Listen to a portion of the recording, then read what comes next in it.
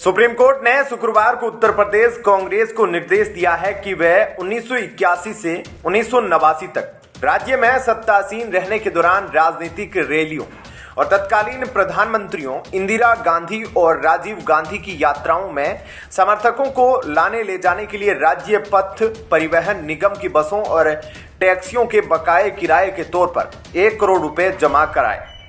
Justice Suryakant और justice केवी विश्वनाथन की पीठ ने उत्तर प्रदेश कांग्रेस कमेटी की याचिका पर राज्य सरकार और उत्तर प्रदेश राज्य पथ परिवहन को नोटिस जारी किया और पार्टी को 4 सप्ताह के भीतर 1 करोड़ रुपए जमा करने का निर्देश दिया।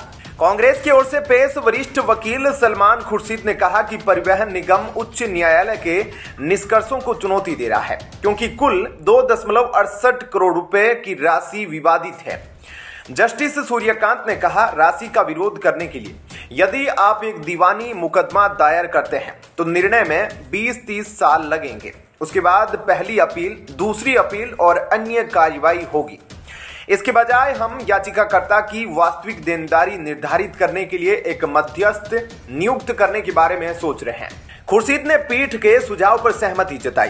पीठ ने कहा कि प्रामाणिकता स्थापित करने के लिए वे प्रदेश कांग्रेस को कुल बकाया की एक निश्चित राशि जमा करने का निर्देश देगी। इसके साथ ही पीठ ने 1 करोड़ रुपए जमा करने का आदेश दिया। आदेश लिखे जाने के बाद खुर्शीद ने पीठ से जमा की जाने वाली राशि कम करने और 4 सप्ताह की अवधि को बढ़ाने का अनुरोध किया। पीठ ने कहा, शुरुआत में हम आधी राशि जमा करने का आदेश देने के बारे में सोच रहे थे, लेकिन फिर हमने सोचा कि 1 करोड़ रुपए प्रामाणिकता स्थापित करने के लिए पर्याप्त होंगे। प्रदेश कांग्रेस ने 1998 में दायर एक रिट याचिका के सिलसिले में इलाहाबाद हाईकोर्ट की लखनऊ पीठ के 5 अक्टूबर 2023 के आदेश को चुनौती दी थी। प्रदेश कांग्रेस ने लखनऊ सदर के तहसीलदार द्वारा जारी वसूली नोटिस को चुनौती दी थी।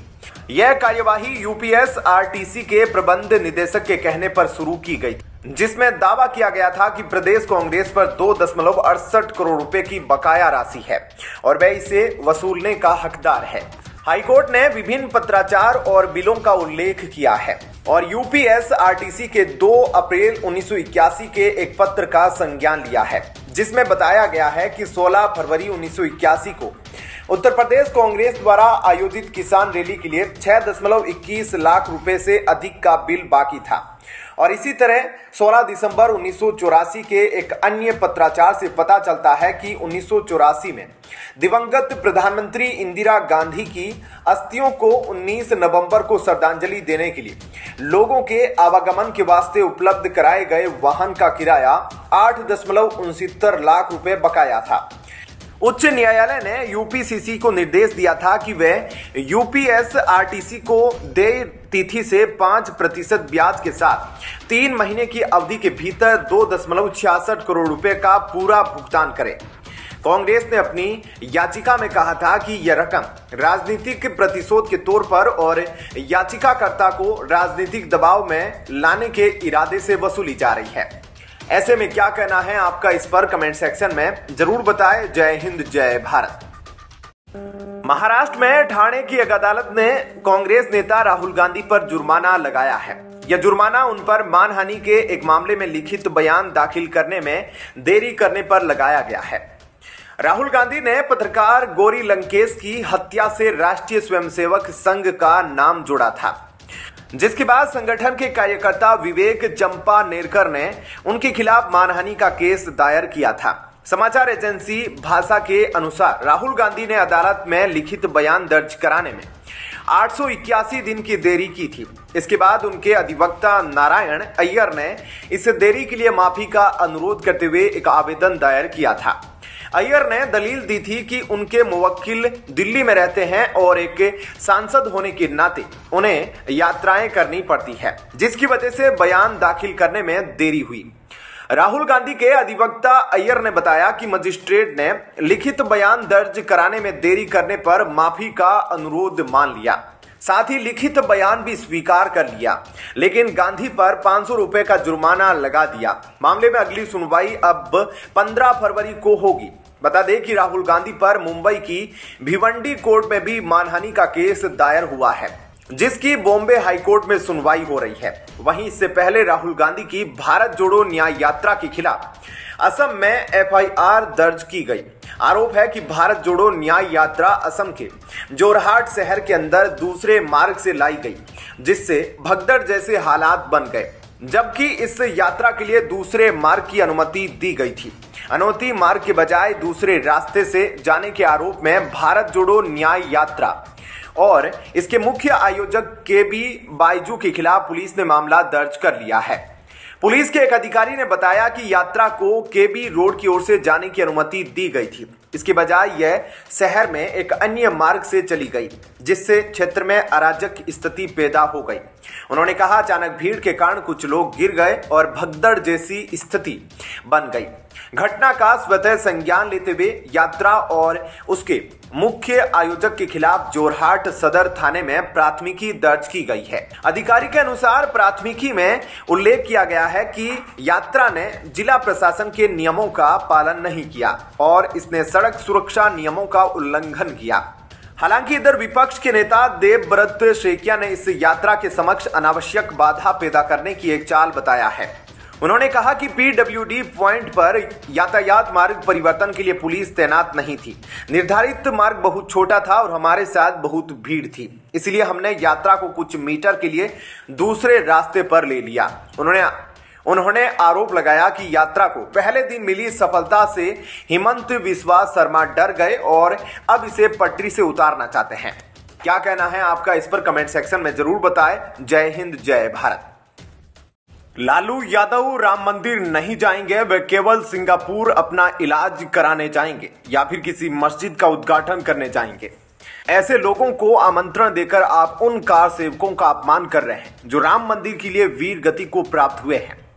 अयोध्या राम मंदिर के प्राण प्रतिष्ठा से पहले सियासत थमने का नाम नहीं ले रहा। पिछले दिनों लालू यादव की पार्टी के कई नेता और मंत्री मंदिर को लेकर विवादित बयान दे चुके हैं। अब इसी बीच राष्ट्रीय जनता दल के उपाध्यक्ष एवं सुपौल के पूर्व सांसद विश्व मोहन कुमार ने बुधवार को भाजपा प्रदेश मुख्यालय पहुंचकर भाजपा की सदस्यता ग्रहण की। भाजपा के प्रदेश अध्यक्ष सम्राट चौधरी ने कुमार को भाजपा की सदस्यता ग्रहण कराई और पार्टी में स्वागत किया। सदस्यता ग्रहण करने के बाद पूर्व सांसद कुमार ने कहा कि भाजपा की नीतियों से आकर्षित होकर उन्होंने सदस्यता ग्रहण की है। उन्होंने कहा कि भाजपा का मूल मंत्र सबका साथ सबका विकास किसी को भी आकर्षित करने के लिए काफी है। यही कारण है कि आज यह विश्व की सबसे बड़ी पार्टी है।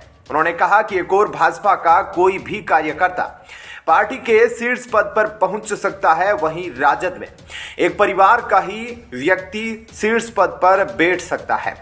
राजद को एक परिवार की पार्टी बताते हुए कहा कि सत्ता के लिए लोग अपने सनातन धर्म तक का अपमान कर रहे हैं। उन्होंने कहा कि अब देश की जनता इनकी तुष्टीकरण की नीति को समझ चुकी है। सुप्रसिद्ध गायिका सलोनी ठाकुर की मधुर आवाज में स्वागत है। श्री राम अयोध्या नगरी में गीत का विमोचन विधानसभा प्रतिपक्ष के नेता विजय सिन्हा बुधवार को भाजपा प्रदेश मुख्यालय के अटल सभागार में किया। गीत को लिखने वाले और संगीत से सजाने वाले दीपक ठाकुर भी इस अवसर पर उपस्थित थे। इस पूरे गीत की परिकल्पना भाजपा कला संस्कृति प्रकोष्ठ के प्रदेश संयोजक वरुण सिंह ने की है। इस मौके पर सिन्हा ने कहा कि देश में राम नाम की धुन फिजाओं में गूंज रही है। ऐसे समय में श्री राम के स्वागत में एक और गीत उनके स्तुति स्वरूप सभी राम भक्तों के लिए एक बहुत बड़ा उपहार है। लगभग 500 वर्षों के इंतजार के बाद राम लल्ला अपने वास्तविक घर में विराजमान हो रहे हैं। पूरे देश में इस खुशी के माहौल में जहां सभी श्री राम के अगुवाई में एक से बढ़कर एक प्रस्तुतियां दे रहे हैं, भारतीय जनता पार्टी कला संस्कृति प्रकोष्ठ बिहार की ओर से श्री राम को एक गीत स्वरूप भेंट कर इस गाने को रूप देने का प्रयास किया गया। संकलन कुमार सागर, निर्देशक अभिजीत मनीष के साथ साथ मीडिया प्रभारी अमित प्रकाश, बबलू और सूरज पांडे उपस्थित रहे। ऐसे में क्या कहना है आपका इस खबर पर कमेंट सेक्शन में जरूर बताएं। जय हिंद, जय भारत। आम आदमी पार्टी की हरियाणा चुनाव अभियान समिति के अध्यक्ष अशोक तंवर शनिवार को मुख्यमंत्री मनोहर लाल खट्टर और अनिल बलूनी की मौजूदगी में अपने समर्थकों के साथ भाजपा में शामिल हो गए। उन्होंने दिल्ली स्थित बीजेपी मुख्यालय में पार्टी की सदस्यता ग्रहण की। बता दें कि अशोक तंवर ने 18 जनवरी को आपकी प्राथमिक सदस्यता से इस्तीफा दे दिया था। अशोक तंवर हिसार से लोकसभा सांसद और हरियाणा कांग्रेस के अध्यक्ष रह चुके हैं। बीजेपी में शामिल होने के बाद अशोक तंवर ने कहा, जिन लोगों ने मेरे साथ अलग अलग जिम्मेदारियों में काम किया है वो सब मेरे साथ है। जल्द ही बड़ी रैली में सबको शामिल कराया जाएगा। केजरीवाल पर करारा हमला करते हुए कहा, आम आदमी पार्टी में कुछ नहीं बचा है, वो अब डूबता हुआ जहाज है।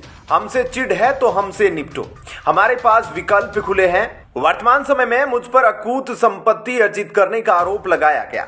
यह उनकी छवि को बदनाम करने की कोशिश थी। केजरीवाल की गलत नीतियों की वजह से पार्टी लगातार गर्त में जा रही है। कार्यकर्ताओं की सुनवाई नहीं होती और यह सिर्फ एक प्रदेश की कहानी नहीं बल्कि पूरे प्रदेश में पार्टी की कहानी है। आगे उन्होंने कहा, पीएम नरेंद्र मोदी के नेतृत्व में पिछले 10 वर्षों में देश में बदलाव आया है।